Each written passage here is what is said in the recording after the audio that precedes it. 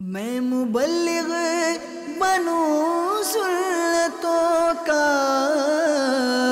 خوب چرچا کروں سنتوں کا، ہو کرم بہر خاک مدینہ۔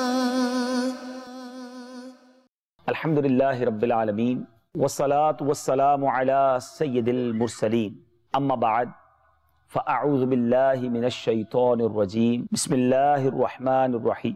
الصلاة والسلام علیک یا رسول اللہ وعلی آلک واصحابک یا حبیب اللہ۔ الصلاة والسلام علیک یا نبی اللہ وعلی آلک واصحابک یا نور اللہ۔ بہت سارے فضائل درود میں ملتے ہیں، بہت ساری احادیث بھی ہمیں سننے کو ملتی ہیں، لیکن بعض اوقات کچھ اسلامی بھائی یا کچھ لوگ یہ سمجھتے ہیں کہ ٹھیک ہے درود پاک بڑی اچھی چیز ہے، پڑھ لیا تو خیر ہے، نہیں پڑھا تو کوئی پرابلم نہیں۔ ایسا نہیں ہے، درود پاک نہ پڑھنا کتنی بڑی محرومی لاتا ہے۔ ایک حدیث آپ کو سناتا ہوں جس کا مضمون ہے کہ ایک بار بی بی عائشہ صدیقہ رضی اللہ تعالی عنہا اپنے گھر کے اندر کچھ سی رہی تھی اور رات کا آخری پہر تھا۔ آپ خود فرماتی ہیں کہ میرے ہاتھ سے سوئی گر گئی اور چراغ بھی گل ہو گیا۔ ذرا غور کیجئے، اس وقت بہت ساری لائٹیں فیضان مدینہ میں جل رہی ہیں، اگر آپ کے ہاتھ میں کوئی سوئی ہو اور گر جائے تو بڑا مشکل ہے اس روشنی میں بھی تلاش کرنا، لیکن اگر لائٹیں بھی بند ہوں تو پھر تو تقریباً ناممکن ہو گیا نا کہ سوئی کیسے تلاش ہوگی۔ کہتی اسی دوران سوئی تلاش کی جا رہی ہے، چراغ گل ہو گیا، اندھیرا ہو گیا، اسی دوران میرے سرتاج صاحب معراج نور والے آقا صلی اللہ علیہ وسلم میرے کمرے میں تشریف لے آئے۔ اب آقا نے کیا تشریف لانا تھا، نبی پاک کے چہرے سے اتنا نور نکل رہا تھا کہ پورا کمرہ ہی نور سے جگمگا اٹھا، اتنی روشنی ہو گئی کہ میں نے اپنی گم شدہ سوئی کو تلاش کر لیا۔ ذرا غور کیجیے، آج کل ہم نے بڑا عجیب سا معیار بنا لیا ہے کہ جو چہرہ خوبصورت ہو، چمڑی گوری ہو، ہم کہتے ہیں چہرے پہ کتنا نور ہے۔ ارے جناب، صرف چہرہ سفید ہونا ہی نور کا سبب نہیں ہے۔ پتہ چلا وہ شخص ایک وقت کی نماز نہیں پڑھتا، ہم کہتے ہیں بڑا نورانی چہرہ ہے۔ نور کوئی اور چیز ہے، ورنہ تو بہت سارے دنیا میں ایسے لوگ ہیں جو بڑے خوبصورت ہیں مگر ایمان والے ہی نہیں ہیں۔ تو دنیاوی خوبصورتی اور چیز ہے اور نور اور چیز ہے، لیکن چہرے پر نور ہونا الگ بات ہے، مگر اتنا نور ہونا کہ پورا کمرہ ہی جگمگا جائے، اور ایسا جگمگا جائے کہ بی بی عائشہ اس نور کی روشنی میں اپنی سوئی کو تلاش کر لیں۔ جبھی تو سیدی اعلیٰ حضرت دکھتے ہیں نا، شمع دل مشکات تن سینہ زجاجہ نور کا۔ آقا شمع دل مشکات تن سینہ زجاجہ نور کا، تیری صورت کے لیے آیا ہے سورہ نور کا۔ کیسے چہرہ بیان کرتے ہیں، کاف گیسو ہا دہن یا ابرو آنکھیں عین صاد، کاف ہا یا عین صاد، ان کا ہے چہرہ نور کا۔ اچھا، یہاں تک تو حدیث پاک ہم نے کئی بار سنی ہے، اور جب بھی سنتے ہیں ایمان تازہ ہو جاتا ہے کہ کیسا نورانی چہرہ نبی پاک علیہ الصلوۃ والسلام کا تھا۔ مگر اس حدیث کا جو اگلا جز ہے وہ بڑا امپورٹنٹ ہے۔ بی بی عائشہ صدیقہ رضی اللہ تعالی عنہا نے جب اتنا خوبصورت نورانی چہرہ دیکھا تو عرض کرتی ہیں، حضور آپ کتنے خوبصورت ہیں، آپ کا چہرہ کتنا حسین ہے، کتنے نورانی ہیں۔ اب نبی پاک علیہ الصلوۃ والسلام نے کیا ارشاد فرمایا، حدیث پاک کا مضمون ہے، میرے آقا فرماتے ہیں، ہلاکت ہے اس شخص کے لیے جو قیامت کے دن میرا چہرہ نہیں دیکھ سکے گا۔ بی بی عائشہ صدیقہ رضی اللہ تعالی عنہا نے عرض کی، حضور وہ کون ہوگا، ایسا محروم کون ہوگا جو قیامت کے دن آپ کا چہرہ بھی نہ دیکھ سکے؟ پیارے آقا علیہ الصلوۃ والسلام نے فرمایا، بخیل ہے وہ شخص، کنجوس ہے وہ شخص۔ عرض کی، حضور کون کنجوس؟ ارشاد فرمایا، وہ شخص جس کے سامنے میرا ذکر ہو اور مجھ پر درود نہ پڑھے، وہ قیامت کے دن میرا چہرہ بھی نہیں دیکھ سکے گا۔ اب ذرا غور کیجئے، مدنی چینل کے ناظرین جو سن رہے ہیں، غور کیجئے، نبی پاک پر درود جب ان کا نام نامی سنے اور درود پاک نہ پڑھنا کتنی بڑی محرومی لا سکتا ہے۔ آپ سمجھ رہے ہیں قیامت کے دن جس کو دیدار مصطفیٰ ہی نہ ہوگا صلی اللہ تعالی علیہ وسلم، وہ شفاعت کس سے لے گا؟ وہ بخشش کا پروانہ کس سے لے گا؟ پیاس لگے گی تو جام کوثر کس سے مانگے گا؟ ذرا غور تو کیجئے نا، نبی پاک کے علاوہ کون ہے جس نے قیامت کے دن کام آنا ہے؟ ارے قیامت کے دن بڑی سختیاں ہیں، پیاس بھی لگنی ہے، پل صراط سے پار بھی لگنا ہے، قیامت کے دن حساب کتاب بھی ہونے ہیں، مگر کون ہے جس نے ہر جگہ کام آنا ہے؟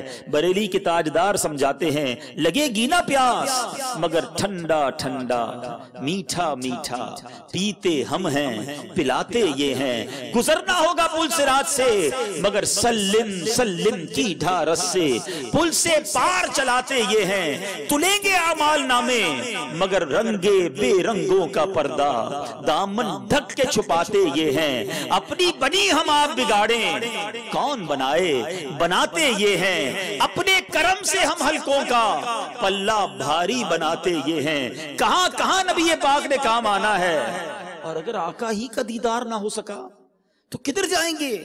تو ٹرائی ٹو انڈرسٹینڈ، سمجھنے کی کوشش کیجئے کہ نبی پاک پر درود نہ پڑھنا بہت بڑی مصیبت لا سکتا ہے۔ تو اپنی زندگی میں ایک وقت مقرر کیجئے، اپنی زندگی میں ایک تعداد مقرر کیجئے اور روزانہ نبی پاک علیہ الصلوۃ والسلام پر کثرت کے ساتھ درود پاک پڑھیے۔ اللہ سلامت رکھے ہم سب کے شیخ طریقت امیر اہل سنت کو کیا پیارا نظام مدنی انعامات کے ذریعے دے دیا ہے۔ اس میں خوبصورت سوال ہے کہ کیا آج آپ نے کم از کم 313 مرتبہ درود پاک پڑھا یا نہیں؟ تو اگر درود پاک پڑھنے کی عادت ہو جائے گی تو انشاءاللہ نبی پاک کی کرم نوازی بھی ہو جائے گی۔ سنو، ایک طرف تو فرما رہے ہیں جس کے سامنے میرا ذکر ہو وہ مجھ پر درود نہ پڑھے تو میرا دیدار بھی نہیں کر سکے گا، اور دوسری طرف خود ہی کتنی پیاری خوشخبری عطا فرماتے ہیں۔ ایک اور حدیث میں میرے آقا فرماتے جس کا مضمون ہے جس نے دنیا میں مجھ پر سب سے زیادہ درود پاک پڑھے ہوں گے قیامت میں وہ لوگوں میں سب سے زیادہ میرے نزدیک ہوگا۔ آقا کے قریب ہونا ہے تو درود پاک کی کثرت کرنی ہے، تو محبت اور ذوق کے ساتھ بآواز بلند درود پاک پڑھ لیجئے۔ صلو علی الحبیب صلی اللہ تعالی علی محمد صلی اللہ علیہ وسلم۔ میرے بیچ اسلامی بھائیوں، آج بات کرتے ہیں مدینہ منورہ کے ایک بہت خوبصورت مقام کی۔ آج کچھ ذکر کرتے ہیں مسجد نبوی کا۔ اللہ مجھے اور آپ کو جلدی جلدی حرمین طیبین کی بات اب حاضری نصیب فرمائے۔ جو گئے ہیں وہ وہیں کے مناظر یاد کر لیجئے، جو نہیں گئے وہ تصور میں ذرا سمجھنے کی کوشش کیجئے کہ میں کس مقام کی طرف آپ کو لے جانا چاہتا ہوں، اشارہ کرنا چاہتا ہوں۔ مدینہ منورہ میں اللہ کے رحمت سے جب حاضری ہوتی ہے تو پیارے آقا علیہ الصلوۃ والسلام کے قدمین شریفین کا جو دروازہ ہے اس کو باب البقی کہا جاتا ہے، اور آپ جاننا چاہیں گے اس دروازے کا نمبر کیا ہے؟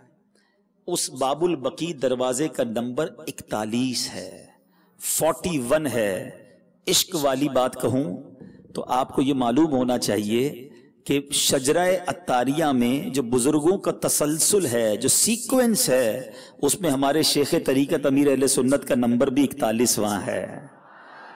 عطار کے دامن کو تھام لو، مصطفیٰ کے قدموں میں پہنچا دیں گے انشاءاللہ صلی اللہ تعالی علیہ وسلم۔ اس باب البقی کے برابر میں دائیں طرف ایک دروازہ ہے جسے باب جبرائیل کہا جاتا ہے۔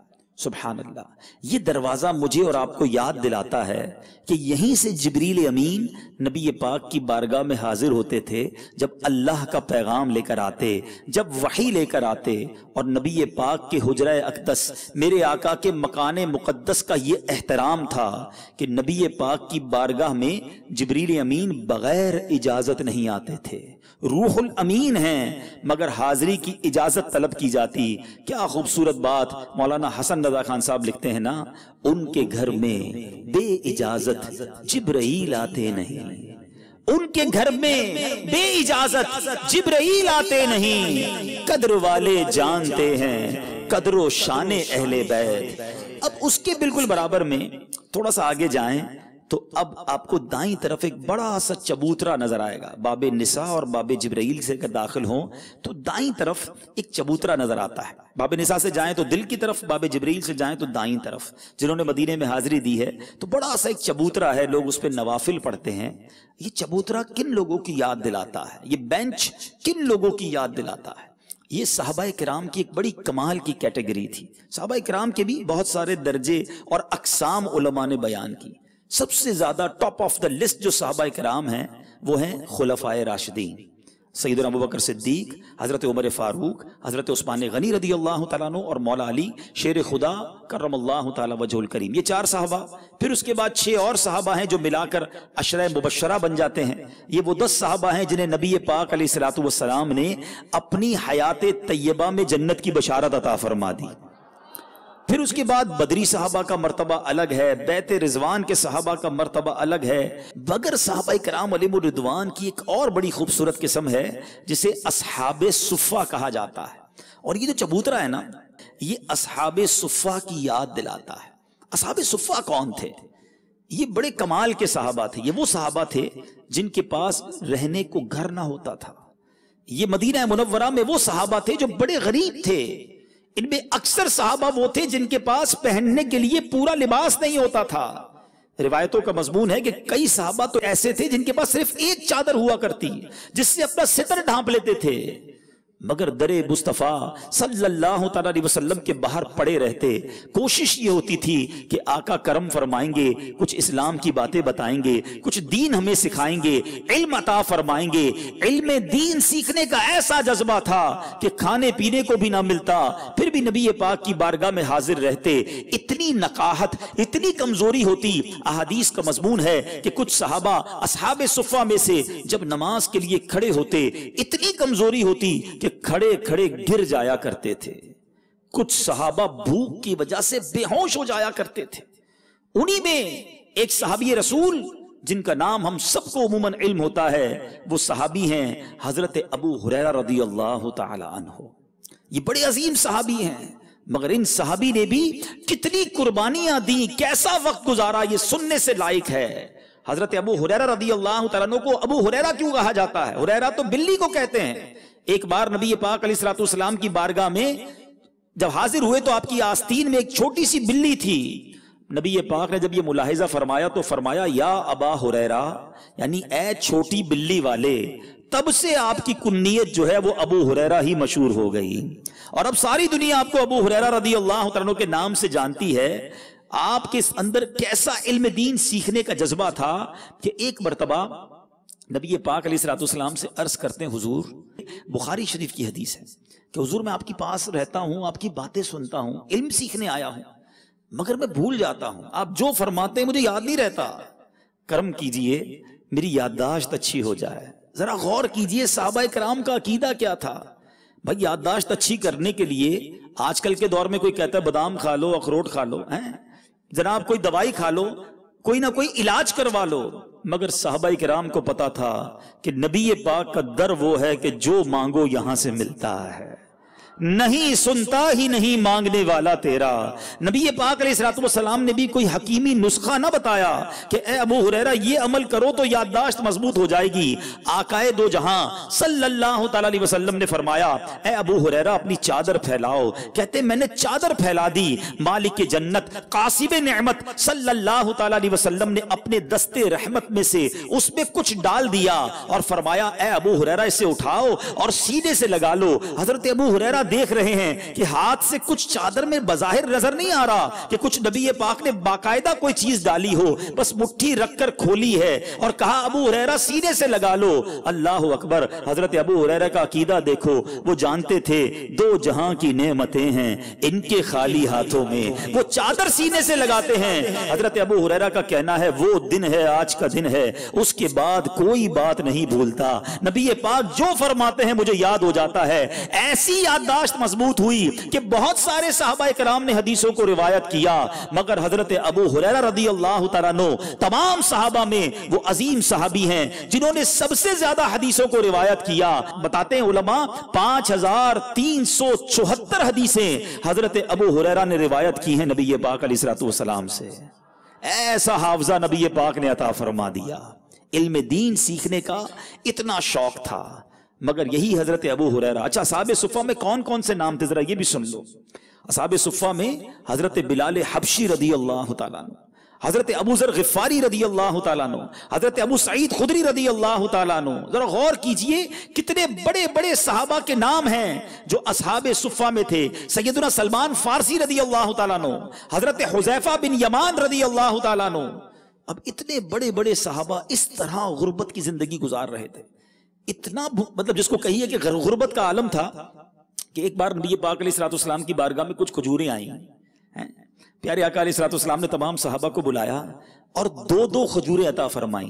بھوک کا عالم ہے، کئی دنوں کا فاقہ ہے اور دو دو کھجوریں عطا فرمائیں۔ حضرت ابو ہریرہ رضی اللہ تعالیٰ عنہ نے دو کھجوریں لی، ایک کھا لی اور ایک جیب میں رکھ لی۔ پیارے آقا علیہ الصلوۃ والسلام نے دیکھ لیا، فرمایا اے ابو ہریرہ یہ دوسری جیب میں کیوں رکھ رہے ہو؟ کہتے حضور ایک اپنے لیے ایک اپنی ماں کے لیے رکھ رہا ہوں۔ اللہ کے حبیب نے فرمایا اے ابو ہریرہ دو پوری کھا لو، تمہاری ماں کے لیے دو اور عطا فرما دیتا ہوں۔ ذرا غور کیجئے، دو کھجوریں اور کئی دن کے فاقے کے بعد، مگر کیسا صبر تھا، کیسا شکر تھا۔ اتنے سارے صحابہ کا میں نے نام لیا، کبھی یہ غور کیا کہ ان صحابہ نے اللہ کی بارگاہ میں کوئی ایسی کمپلین کی ہو کہ اے اللہ ہم تیرے نبی کے ساتھی ہیں، ہم جان دینے والے ہیں، ہم اولین اسلام لانے والوں میں سے ہیں، اے رب کریم نہ پہننے کو کپڑے ہیں نہ کھانے کو کوئی چیز ہے؟ کوئی کمپلین نہیں، کوئی شکوہ نہیں، کوئی شکایت نہیں، ہر حال میں ہم اللہ کی جو بھی عطا ملتی اس پر راضی رہتے تھے۔ حضرت ابو ہریرہ رضی اللہ تعالیٰ عنہ کا یہ واقعہ کتنا مشہور ہے، کہتے ایک بار اتنی بھوک لگی کہ میں نبی پاک کے دروازے کے قریب بے ہوش ہو کر گر گیا۔ صحابہ آئے اور سمجھے مجھ پر کوئی دورہ پڑ گیا ہے۔ ایک شخص نے تو میری گردن پر بھی پیر رکھ دیا کہ شاید مجھ پر جنون کی کیفیت تھی، مگر وہ کسی دورے کی وجہ سے نہ ہوا تھا، یہ بھوک تھی جس کی وجہ سے میں بے ہوش ہو گیا۔ ایک دن کہتے ہیں بھوک نے بہت ستایا، نبی پاک علیہ الصلوۃ والسلام کی بارگاہ کے قریب کھڑا ہو گیا اس نیت کے ساتھ کہ کوئی تو صحابی گزریں گے، میرا چہرہ دیکھیں گے، میری حالت دیکھیں گے اور اپنے ساتھ مجھے گھر لے جائیں گے۔ کہتے ہیں سیدنا ابو بکر صدیق رضی اللہ تعالیٰ عنہ قریب سے گزرے، میں کھڑا ہوا، میں نے سوال کیا، ایک شرعی مسئلہ پوچھا۔ حضرت ابو بکر صدیق رضی اللہ تعالیٰ عنہ نے وہ مسئلے کا جواب دیا اور آپ تشریف لے گئے۔ میری طبیعت اور کیفیت سمجھ نہ سکے، میرا مقصود تو یہ تھا کہ میری حالت دیکھتے اور کچھ کھانا کھلا دیتے۔ خودداری دیکھو، بھوک کا یہ عالم ہے، مگر کسی کے آگے سوال نہیں کرنا کہ حضور میں بھوکا ہوں کھانا کھلائیے، کوئی کھلا دے تو ٹھیک ہے۔ یہ ان تمام لوگوں کے لیے درس ہے جو آج بات بات پر لوگوں سے مدد مانگ رہے ہوتے ہیں، میرا یہ کام ہے مدد کر دو، میرا یہ پرابلم ہے مجھے کوئی ہیلپ کر دو، مجھے جناب زکوٰۃ دے دیں، مجھے یہ ڈونیشن دے دیں۔ یاد رکھیے علماء فرماتے ہیں ایک بڑی تفصیل ہے اس کی کہ کون سوال کر سکتا ہے، ہر بندہ چھوٹی چھوٹی بات پر لوگوں کے سامنے ہاتھ نہیں پھیلا سکتا۔ احادیث میں ایسے شخص کو انگارہ لینے والا کہا گیا جو اپنا ہاتھ لوگوں کے آگے پھیلاتا ہے۔ صحابہ کرام کے پاس بظاہر کچھ نہ ہوتا تھا مگر سوال نہ کرتے تھے، اللہ کی رضا پر راضی رہتے۔ اب نبی پاک علیہ الصلوۃ والسلام کا گزر ہوا، حضرت ابو ہریرہ کہتے ہیں پیارے آقا نے مجھے دیکھا، مسکرائے۔ نبی پاک علیہ الصلوۃ والسلام تو دلوں کے حالات جانتے ہیں نا۔ آقا نے کہا ابو ہریرہ میرے ساتھ چلو، اپنے گھر لے گئے۔ زوجہ محترمہ ہماری امی حضور رضی اللہ تعالی عنہا سے پوچھا کہ گھر میں کھانے کو کچھ ہے؟ ذرا سنیے اب کس کے گھر کی بات ہو رہی ہے؟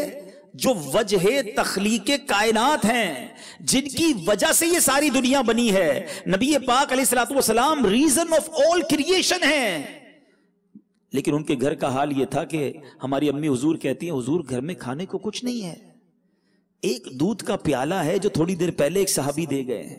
ذرا غور کریں، نبی پاک کے گھر کا عالم یہ ہے جو کونین کے والی ہیں، جو رب کے حبیب ہیں، اللہ کے خزانوں کے مالک ہیں، مگر وہاں بھی صبر ہے، وہاں بھی غربت پر، وہاں بھی تھوڑے کھانے پر صبر ہے، شکر ہے۔ آج ہمارے گھر بھرے ہوتے ہیں، ہمارے پاس بہت کچھ ہوتا ہے، تھوڑی سی کمی آ جائے، تھوڑی سی تنگی آ جائے، ادھر افطار کے دوران ہی اگر ہمارے تھال میں کوئی چیز کم ہو جائے تو کیا حال ہوتا ہے؟ بے صبری، شکوہ، شکایت۔ غور کیجئے، ہم اس نبی علیہ الصلوۃ والسلام کے غلام اور ان صحابہ کے ماننے والے ہیں جن کے پاس نہ پہننے کو پورے کپڑے ہوتے، نہ کھانے کو کچھ ہوتا تھا، حضرت ابو ہریرہ رضی اللہ تعالیٰ عنہ سے نبی پاک فرماتے ہیں اے ابو ہریرہ جاؤ اصحاب صفہ کو بلا لاؤ. اب ذرا غور کیجئے حضرت ابو ہریرہ رضی اللہ تعالیٰ عنہ کی فیلنگز کیا ہوں گی کہ ایک دودھ کا پیالہ ہے, 70 صحابہ ہیں, اگر وہ آ گئے تو مجھے کیا ملنا ہے. مگر نبی پاک علیہ الصلوۃ والسلام کا آرڈر تھا. حضرت ابو ہریرہ رضی اللہ تعالیٰ عنہ نے بہت سارے معجزات پہلے بھی دیکھے ہوئے تھے, نبی پاک کے کمالات پر یقین تھا, 70 صحابہ کو بلا لائے. نبی پاک نے حضرت ابو ہریرہ رضی اللہ تعالیٰ عنہ کی ہی ڈیوٹی لگا دی کہ یہ پیالہ لو اور باری باری سب کو پلانے لگو. ذرا غور کیجئے, کسی کو شدید بھوک لگی ہو اور اسی کو آپ کھانا پکڑا دیں کہ جائیں سب کو کھلائیں, کتنا ڈیفیکلٹ, کتنا مشکل ہوتا ہوگا. حضرت ابو ہریرہ کہتے ہیں میں پہلے صحابی کے پاس گیا, دودھ کا پیالہ پیش کیا. ہو سکتا ہے ان کے ذہن میں یہ خیال آیا ہو اتنے بھوک لگی ہے صحابہ کو, پہلے بندے نے پیالہ پورا کر دینا ہے. مگر کمال مصطفیٰ صلی اللہ تعالی علیہ وسلم دیکھیں, ایک صحابی نے دودھ پیا, پیٹ بھر کر دودھ پیا, پیالہ ویسے کا ویسے ہی بھرا ہوا ہے. اب دوسرے کی باری آئی, انہوں نے منہ لگایا, بسم اللہ شریف پڑھ کے انہوں نے بھی دودھ پیا, پیالہ ویسے ہی بھرا ہوا ہے. 4 6 8 10 20 40 50 70 کے 70 صحابہ دودھ پیتے ہیں, پیالہ ویسے کا ویسے ہی بھرا ہوا ہے. اب وہ پیالہ لے کر حضرت ابو ہریرہ رضی اللہ تعالیٰ عنہ نبی پاک علیہ الصلوۃ والسلام کی بارگاہ میں آتے ہیں. پیارے آقا علیہ الصلوۃ والسلام مسکرا کر فرماتے ہیں اب تم رہ گئے اور میں رہ گیا ہوں, اے ابو ہریرہ دودھ پیو. کہتے ہیں بھوک بھی لگی ہوئی تھی, پنجابی وچ کہتے ہیں نا, کہتے ہیں میں نے رچ کے پیا, پیٹ بھر کے دودھ پیا. پھر نبی پاک نے فرمایا ابو ہریرہ اور پیو. کہتے پھر منہ لگایا پیالے کو, پھر پیٹ بھر کے پیا. اللہ کے حبیب علیہ الصلوۃ والسلام فرماتے ابو ہریرہ اور پیو. کئی دن کی بھوک تھی, کہتے ہیں پھر پیالہ منہ سے لگایا, پھر دودھ پیا. آقا علیہ الصلوۃ والسلام نے جب چوتھی بار فرمایا نا ابو ہریرہ اور پیو, کہتے ہیں بس یا رسول اللہ صلی اللہ تعالی علیہ وسلم اب میرا پیٹ فل ہو گیا ہے. اللہ اکبر. نبی پاک علیہ الصلوۃ والسلام نے اب وہ پیالہ لیا, بسم اللہ شریف پڑھی اور آقا علیہ الصلوۃ والسلام وہ پورا دودھ نوش فرما گئے. اے میرے بیچے اسلامی بھائیو, یہ نبی پاک کا معجزہ ہے کہ 70 کے 70 صحابہ دودھ سے پیٹ بھر لیتے ہیں مگر پیالہ ویسے کا ویسے بھرا ہوا ہے. اور میرے آقا علیہ الصلوۃ والسلام ایسا معجزہ دکھائیں اور قلم رضا کیسے خاموش رہ سکتا ہے. بریلی کے تاجدار کیا لکھتے ہیں, بلکہ وہ تو زبردست انداز میں ایک سوال کرتے ہیں سیدنا ابو ہریرہ سے. کہتے ہیں کیوں جناب ابو ہریرہ تھا وہ کیسا جام شیر, کیوں جناب ابو ہریرہ تھا وہ کیسا جام شیر جس سے 70 صاحبوں کا دودھ سے منہ پھر گیا. ذرا غور کیجئے, حضرت ابو ہریرہ سے اعلیٰ حضرت کہہ رہے ہیں بتاؤ تو صحیح وہ دودھ کا پیالہ کیسا تھا جس سے 70 صحابہ کرام نے پیٹ بھر کر دودھ پی لیا, پیالہ ویسے کا ویسے تھا. ایک طرف تو یہ نبی پاک کا معجزہ ہے, مگر میرے اور آپ کے لیے کتنا زبردست درس ہے کہ صحابہ نے ایسا لائف اسٹائل گزارا تھا مگر زبان پر شکوہ نہیں تھا, شکایت نہیں تھی, شکر تھا. مگر آج ایسا ہمارے ساتھ نہیں ہے. ایسا نہیں کہ ہمارے پاس پہننے کو کپڑے نہیں ہیں, ایسا نہیں کہ ہمارے پاس 2 دن 3 دن کے فاقے ہیں. ٹھیک ہے کبھی کمزوری ہو جاتی ہے, کبھی پیسے تھوڑے ہو جاتے ہیں, کبھی مہنگائی کی وجہ سے ہاتھ تنگ ہو جاتا ہے, مگر چھوٹی سی مصیبت پر ہم کتنا شکوہ کرتے ہیں, رب کی بارگاہ میں کتنی کمپلینز کرتے ہیں. ایسا نہ کیجئے. یاد رکھیے زباں پر شکوہ رنجو علم لایا نہیں کرتے, نبی کے نام لیوا غم سے گھبرایا نہیں کرتے. ہر حال میں اللہ کا شکر ادا کیجئے. شکر ادا کریں گے تو کیا ہوگا؟ اللہ قرآن مجید فرقان حمید میں وعدہ فرماتا ہے لَإِن شَكَرْتُمْ لَأَزِيدَنَّكُمْ, اگر تم میرا شکر ادا کرو گے تو میں تمہیں اور زیادہ عطا کروں گا. شکر کیجئے رب عطا فرمائے گا. اور اس آیت کے اگلے حصے میں رب فرماتا ہے وَلَئِن كَفَرْتُمْ إِنَّ عَذَابِي لَشَدِيدٌ, ترجمہ اور اگر تم ناشکری کرو گے تو میرا عذاب سخت ہے. کہیں ایسا تو نہیں کہ ہماری بے برکتیاں, ہمارے ہاتھ میں جو رزق کی تنگی ہے, ہمارے مسائل جو حل نہیں ہو رہے, ہماری پرابلمز جو دور نہیں ہو رہی, اس کی بڑی وجہ ہماری ناشکری ہے. بات بات میں یہ کہنا کہ بس یار میں تو پیچھے رہ گیا, سارا زمانہ ہی آگے بڑھ گیا, اللہ نے مجھے تو کچھ دیا ہی نہیں ہے, میرا تو کاروبار بھی نہیں چلتا, میرے تو پیسے ہی پورے نہیں ہوتے, میں تو کرائے کے گھر میں رہتا ہوں, لوگوں کے پاس اتنے بڑے بڑے گھر ہیں.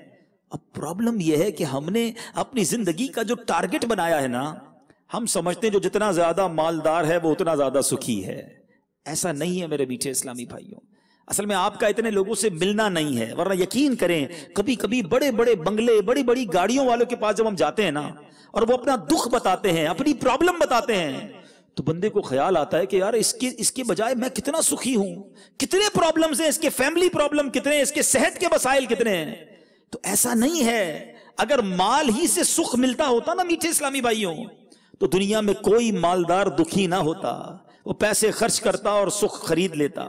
ایسا نہیں ہے، اللہ جسے چاہے عافیت عطا کرے، اللہ سے زیادہ مال نہیں بلکہ اللہ سے سکھ، چین اور عافیت مانگا کرو، اللہ کریم سے اس کی رضا مانگا کرو۔ اصل مسئلہ پتہ ہے کیا ہے، ہم نے اپنے جو زندگی کا جو محور ہے نا، ڈائمنشن الٹا کر دیا ہے۔ علماء بڑی پیاری بات کہتے ہیں، اگر آپ سخی رہنا چاہتے ہیں نا تو نعمتوں میں اپنے سے کمتر لوگوں کو دیکھیں اور نیکیوں میں اپنے سے آگے لوگوں کو دیکھیں۔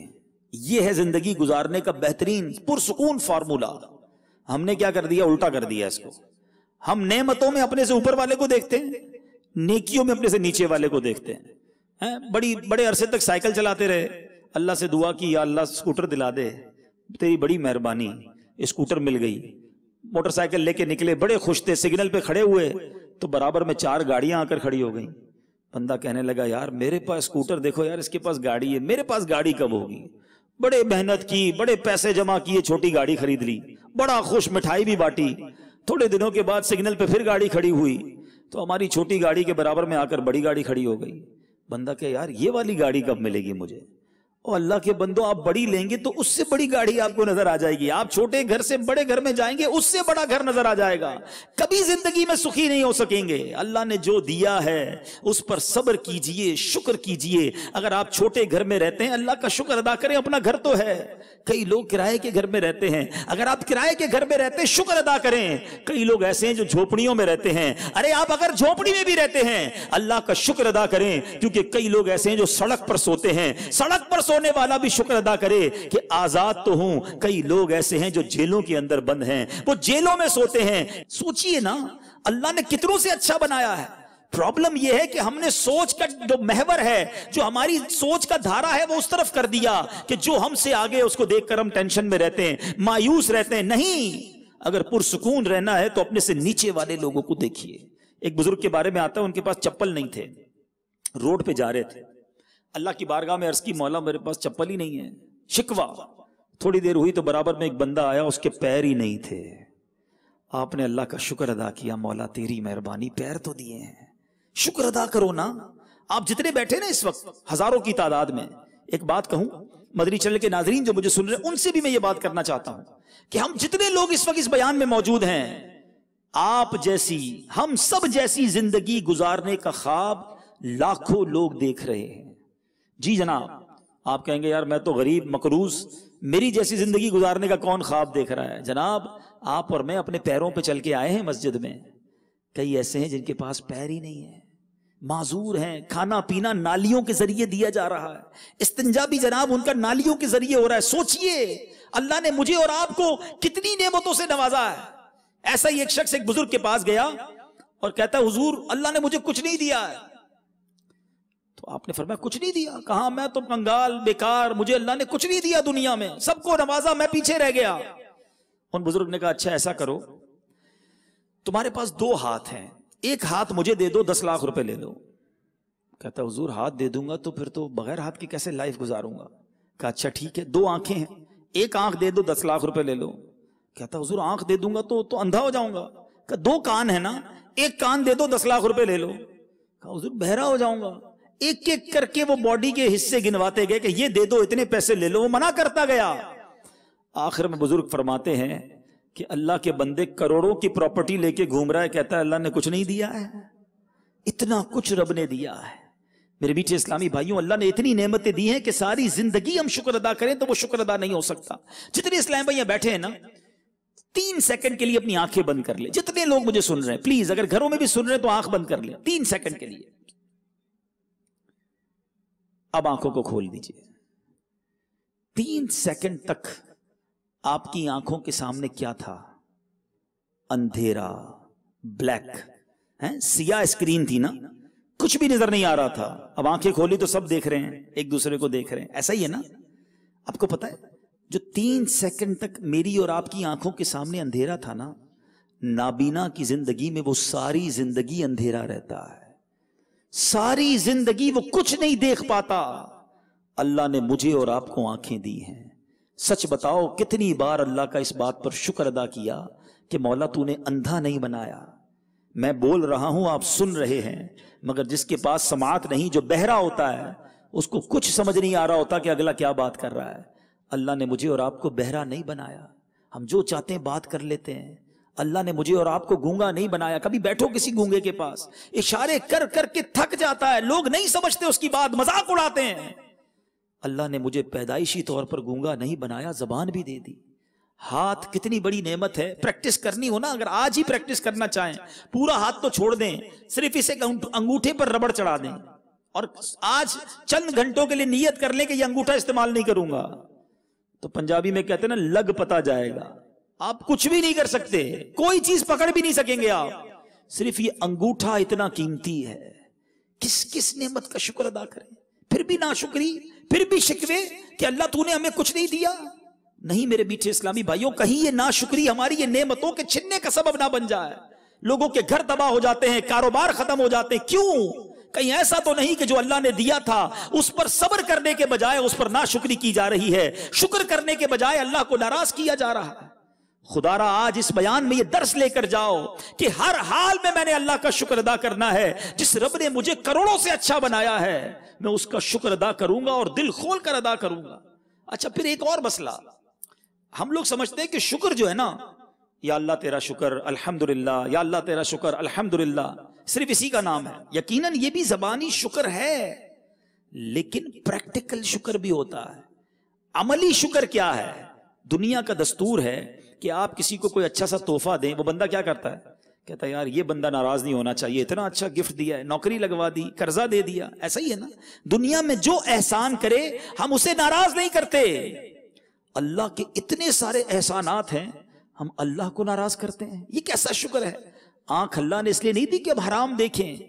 آنکھ کی نعمت کا شکر یہ ہے کہ بندہ اس سے حرام نہ دیکھے، بلکہ جو جائز اور اچھے کام ہے بندہ ان آنکھوں سے کرے۔ اللہ کی رحمت سے تلاوت قرآن کرے، بزرگوں کی زیارت کرے، والدین کو محبت سے دیکھے، مسجدوں کی زیارت کرے، اچھی باتیں دیکھے، مگر انہی آنکھوں سے حرام دیکھا جا رہا ہے، انہی کانوں سے حرام سنا جا رہا ہے، یہی زبان حرام بولتی ہے۔ ذرا سوچئے تو صحیح، نعمت اللہ نے دی ہے اور اسی نعمت سے رب کی نافرمانی کی جا رہی ہے۔ مال اللہ نے دیا، اللہ کی نعمت ہے، اسی مال سے حرام کام کیے جا رہے ہیں، اللہ کو ناراض کرنے والے کام کیے جا رہے ہیں۔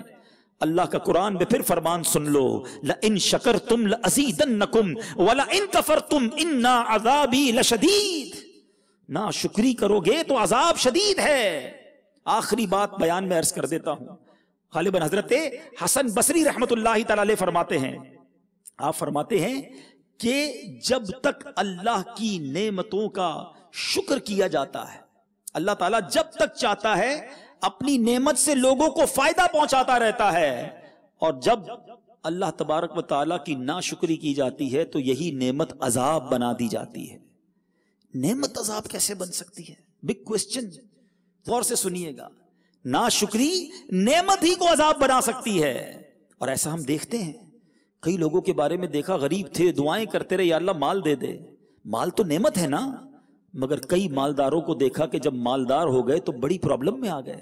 یہ مال ان کی زندگی کے لیے خطرناک ہو گیا، اغوا ہونے کا خوف، مال ڈوب گیا تو بندہ ہارٹ اٹیک ہو گیا، اسی مال کی وجہ سے بیمار ہو گیا، یہ مال اسے اللہ سے دور کر گیا۔ ارے مال تو نعمت تھی، مگر یہی مال عذاب بنا دیا گیا۔ کہیں ایسا تو نہیں کہ اس مال سے اللہ کی ناشکری کی گئی، شکر ادا نہ کیا گیا؟ مال کا بہترین شکر یہ ہے کہ حلال طریقے سے کمایا جائے، حلال جگہ خرچ کیا جائے اور پوری زکوٰۃ ادا کی جائے، اللہ کی راہ میں خرچ کیا جائے۔ مگر ادھر معاملہ ہی عجیب ہے، بندہ غریب ہوتا ہے، گناہ تھوڑے ہوتے ہیں، جیسے جیسے اللہ مال دیتا رہتا ہے اس کے پرپرزے نکلنا شروع ہو جاتے ہیں اور گناہ بڑھتے چلے جاتے ہیں۔ سچ بتاؤ ہونا کیا چاہیے تھا؟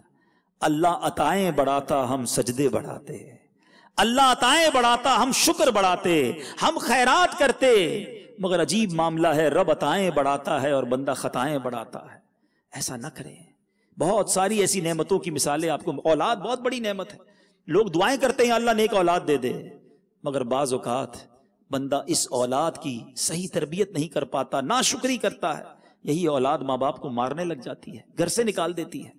تو غور کرنا ہوگا، اگر آپ چاہتے ہیں کہ نعمتوں سے برکت ملتی رہے، جو میرے پاس ہے وہ چھن نہ جائے، نبی پاک یہ دعا فرمایا کرتے، اللہم انا نعوذ بک من زوال نعمتک، اے اللہ نعمتوں کے چھن جانے سے میں تیری پناہ مانگتا ہوں۔ یہ نعمتیں چھن جایا کرتی ہیں اگر بندہ ان کا شکر ادا نہ کرے۔